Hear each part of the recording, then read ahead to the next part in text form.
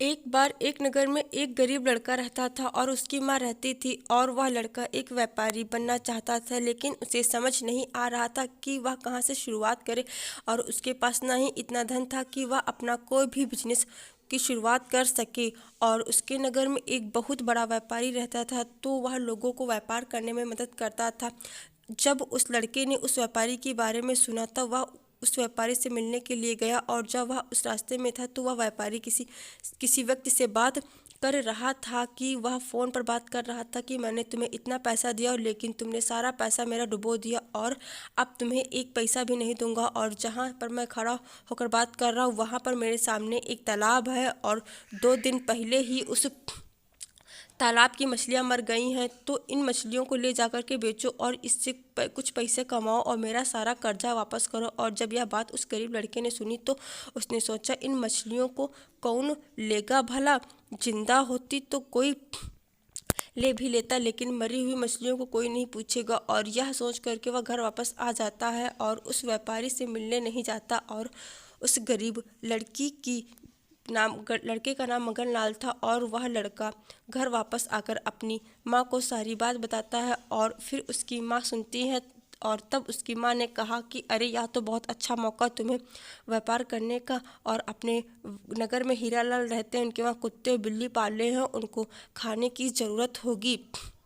और तुम उनके वहाँ पर पता कर के आओ। और तब मगनलाल जाता है पता करने के लिए। तो हीरालाल ने कहा कि ले आओ, पर उसके दाम कम मिलेंगे। मगनलाल ने कहा ठीक है। और जब मगनलाल उन मरी हुई मछलियों को लेकर के जाता है और फिर हीरालाल को देता है, तब वह अपने कुत्ते बिल्ली को देता है। तब वह कहते हैं कि उसके बाद में हीरालाल उसे कुछ पैसे देता है, और तब वह वापस आकर बहुत खुश होता है। अपनी माँ से बताता है कि तब उसकी माँ ने कहा कि इन पैसों से वह चीनी का व्यापार शुरू करे। फिर उसकी नगर में चीनी का व्यापार अच्छा चल रहा था, तो उसने सोचा कि वह क्यों ना ही चीनी का व्यापार शुरू करे। और उसने एक छोटी सी दुकान खोली और वह चीनी बेचने लगा। धीरे धीरे उसे आय मिलती रही, और फिर उसका व्यापार धीरे धीरे बढ़ता रहा। और एक दिन उसके नगर में ऐसा आया कि हर जगह की चीनी खत्म हो गई, बस सिर्फ उसी के पास चीनी बची थी। तब उसने बहुत ही महंगे दामों में चीनी को बेचा, बहुत अच्छी खासी आय